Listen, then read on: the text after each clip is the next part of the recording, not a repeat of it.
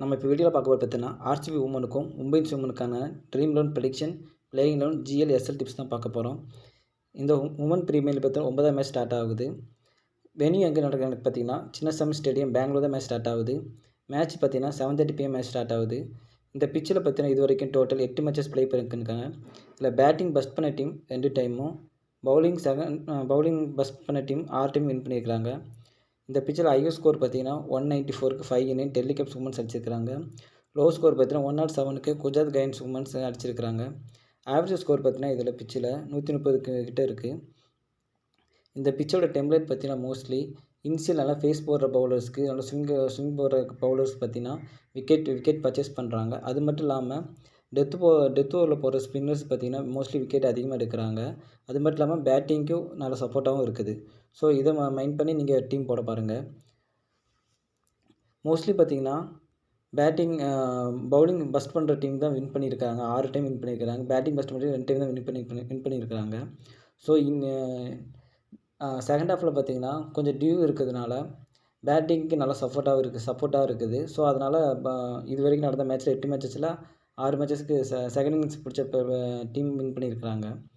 So இந்த royal challengers பெங்களூரில் பார்த்தீங்கன்னா யார் இருக்கான்னு பார்க்கலாம். சோஃபி டிவைன், ஸ்மிருதி மந்தனா, சப்னின் மேகனா, Nadine Klerk, Richa Ghosh, Georgia Wareham, Sophie Molineux, Shreyanka Patil, Simran Bahadur, Asha Sobhana இருக்கிறாங்க.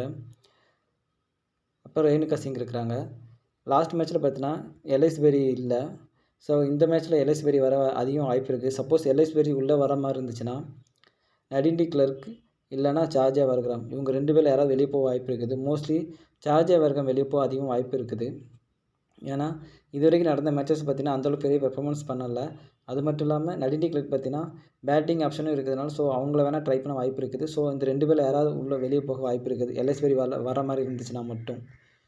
அதுக்கப்புறம் பார்த்தீங்கன்னா மும்பை இந்தியன்ஸ் பிளேயிங் லெவன் பார்க்கலாம். Yastika Bhatia, Hayley Matthews, Natalie Sciver, Harmanpreet Kaur, Amelia Kerr, Pooja Vastrakar, Issy Wong இருக்கிறாங்க. சஜனா, ஆமன்ஜோத் கவுர், கீர்த்தனா பாலகிருஷ்ணன், சாய் கேஷாக் இருக்கிறாங்க. லாஸ்ட் மேட்ச்சில் பார்த்தீங்கன்னா சப்னம் இஸ்மாயிலும் ஹர்மன்ப்ரீத் கவுரும் லாஸ்ட் மேட்ச் ப்ளே பண்ணல. ஸோ சப்போஸ் இந்த மேட்ச் ஹர்மன்ப்ரீத் கவுர் உள்ளே வர மாதிரி இருந்துச்சுன்னா சப்னம் இஸ்மாயிலும் உள்ளே வர அதிகம் வாய்ப்பு இருக்குது. ஏன்னா சப்னம் இஸ்மாயில் பார்த்தீங்கன்னா ப்ராப்பர் பவுலிங் மட்டும் தான் பண்ணுவாங்க. பேட்டிங் அந்தளவுக்கு கிடையாது. பட் ஹர்மன்ப்ரீத் கவுர் பார்த்தீங்கன்னா பேட்டிங் நல்லா பண்ணுறதுனால லாஸ்ட் மேட்ச்சில் ஹர்மன்ப்ரீத் கவுர் இல்லாதனால இஸ்ஸியோங் கொண்டு வந்தாங்க. ஏன்னா பேட்டிங் பவுலிங் டபுள் ஆப்ஷன் இருக்கிறதுனால இஸ்ஸியோங் கொண்டு வந்தாங்க. சப்போஸ் ஹர்மன்ப்ரீத் உள்ளே வர மாதிரி இருந்துச்சுன்னா சப்னம் இஸ்மாயில் உள்ளே வர வாய்ப்பு இருக்குது. இஸ்ஸியோங் வெளியே போக வாய்ப்பு இருக்குது. ஹர்மன்ப்ரீத் கவுர் உள்ளே வரலன்னா இஸ்ஸியோங் வந்து லாஸ்ட் மேட்ச்சில் ப்ளே பண்ணுற மாதிரி தொடர்ந்து அவங்க ப்ளே பண்ண வாய்ப்பு இருக்குது. அது பற்றி பார்த்தீங்கன்னா ஓப்பனிங்கில் பார்த்தீங்கன்னா மும்பை இந்தியன்ஸில் யாஸ்டிகா பட்டியும் ஹேலே மேத்யூஸ் தான் இறங்குறாங்க. இதில் யாஸ்டிகா பட்டிக்கு நல்ல ஃபார்மில் தான் இருக்கிறாங்க. ஸோ மஸ்ட்டாக பிக் பண்ணிக்கோங்க. அது மட்டும் டபுள் ஆப்ஷன் இருக்குது. விக்கெட் கீப்பர் ஆப்ஷன் அவங்ககிட்ட தான் இருக்குது. ஸோ மஸ்ட்டாக பிக் பண்ணிக்கோங்க. ஹேலே மேத்யூஸ் டபுள் ஆப்ஷன் இருக்குது. அது மட்டும் இல்லாமல் பேட்டிங் பவுலிங் 2மே பண்ணுறதுனால இனிஷியல் ஸ்டார்டிங் ஓவர்லேயே வரதுனால மஸ்ட்டாக ட்ரை பண்ணிக்கோங்க. செகண்ட் இன்னிங்ஸ் இருந்தால் ஹேலே மேத்யூஸ் ஒரு captain and vice captain range கூட ட்ரை பண்ணலாம். ஃபஸ்ட் இன்னிங்ஸ் இருந்தால் கொஞ்சம் நீங்கள் ட்ராப் பண்ணிட்டு போகிறதே பெட்ரு தான். அதாவது கேப்டன் வைஸ் கேப்டன் ரேஞ்சுக்கு நீங்கள் பிக் பண்ணாமல் போகிறது பெட்டருங்கிறேன். ஏன்னா ஹேலே மேத்யூஸ் மோஸ்ட்லி இதில் ஒரு பாயிண்ட்ஸ் எடுத்து கொடுத்துருவாங்க. ஸோ மஸ்ட்டாக பிக் பண்ணிக்கோங்க. Natalie Sciver must pick. ஏன்னா பேட்டிங் பவுலிங் டபுள் ஆப்ஷன் இருக்குது. லாஸ்ட் ஒரு மேட்ச்சில் மட்டும்தான் அந்தளவுக்கு பெர்ஃபார்மன்ஸ் இல்லாமல் போயிடுச்சு. ஏன்னா லாஸ்ட் மேட்ச்சில் பேட்டிங்கில் பெர்ஃபார்மன்ஸ் பண்ணியிருப்பாங்க. அது ஏதோ ரன் அவுட்னால இவங்களுக்கு மிஸ் ஆகிடுச்சு. ஸோ நட்டாலி சீவர் மஸ்ட்டாக பிக் பண்ணிக்கோங்க.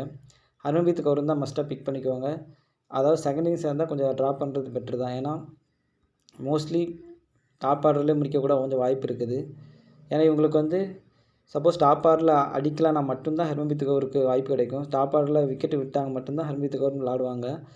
சப்போஸ் டாப் ஆர்டர்லேயே அடிச்சிட்டாங்கன்னா ஹர்மன்ப்ரீத் கவுருக்கு அந்தளவுக்கு ரன்ஸு அடிக்க வாய்ப்பு இருக்காது. எம்லியா கேர் மஸ்ட்டு பிக். இதுவரை நடந்த எல்லா மேட்ச்லையும் பார்த்தீங்கன்னா விக்கெட் எடுத்துருக்காங்க. அது மட்டும் பேட்டிங்லேயும் வந்தாலும் நல்லா ப்ளே பண்ணுறாங்க. ஸோ நீங்கள் வந்து எல்லாருமே சேஃபாக இவங்கள தான் ட்ரை பண்ணியிருப்பாங்க. கேப்டன் வைஸ் கேப்டன் ரேஞ்சுக்கு ட்ரை பண்ணியிருப்பாங்க. ஸோ நம்மளும் அவங்கள ட்ரை பண்ணிட்டு போகிறதே பெட்ரு. அது மட்டும் இல்லாமல் ஆர்சிபிக்கு எதிராக பார்த்தீங்கன்னா இவங்க மட்டும் தான் நல்லா விக்கெட் டேக்கிங்கில் இருந்திருக்கிறாங்க. ஸோ நீங்கள் மஸ்ட்டாக நீங்கள் ட்ரை பண்ணி பாருங்கள். இவங்கள கேப்டன் இல்லை வைஸ் கேப்டன் 2 பேரில் ஏதாவது ஒன்று ட்ரை பண்ணிக்கோங்க. மிஸ் பண்ணாதீங்க. பூஜா அஸ்டகர் ரிஸ்க்காக ட்ரை பண்ணிக்கோங்க. இல்லைனா ட்ராப் பண்ணுறது பெட்ரு தான்.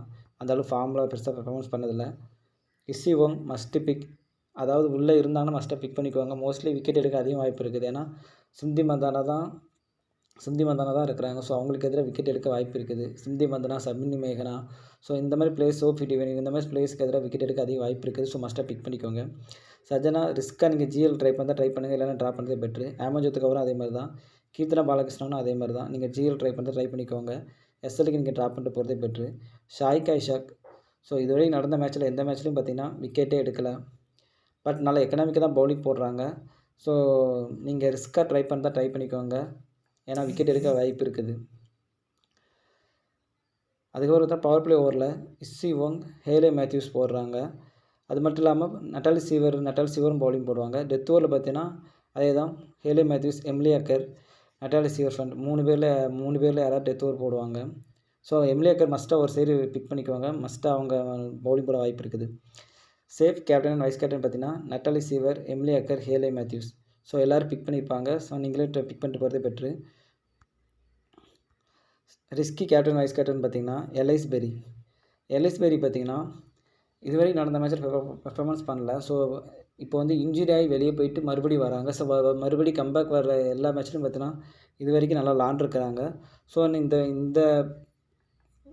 இந்த மேட்ச்சில் நீங்கள் ரிஸ்க்காக எல்ஐஸ் பெரிக்கான ட்ரை பண்ணி பாருங்கள். ஏன்னா ஓவர்ஸ் போடவும் வாய்ப்பு இருக்குது.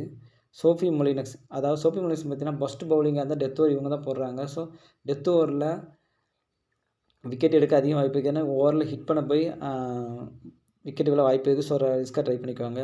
இந்த மாதிரி ரிச்சா கோச், யாஸ்டிகா பட்டியா இவங்க 2 பேரும் ரிஸ்க் ஆப்ஷன். ஏன்னா இவங்க 2 பேர்கிட்டையும் விக்கெட் கீப்பருக்கு க்ளவ் இருக்குது. அது மட்டும் இல்லாமல் சப்போஸ் இவங்க யாஸ்டிகா பட்டியா ஓப்பனிங்லேயே வராங்க. ஸோ இவங்க ஓப்பனிங்கில் அடிக்க வாய்ப்பு இருக்குது. அது மாதிரி ரிச்சா கோச்சும் பார்த்திங்கன்னா இனிஷியல் விக்கெட்டு விழுந்துச்சுன்னா இவங்க வந்து ஹிட் பண்ண வாய்ப்பு இருக்குது. அது மட்டும் இல்லாமல் ஸ்டெம்பிட்டு, கேட்ச்சு எல்லாமே இவங்ககிட்ட இருக்கிறதுனால இவங்க மஸ்ட்டாக நீங்கள் ரிஸ்க்காக ட்ரை பண்ணி பார்க்குங்க.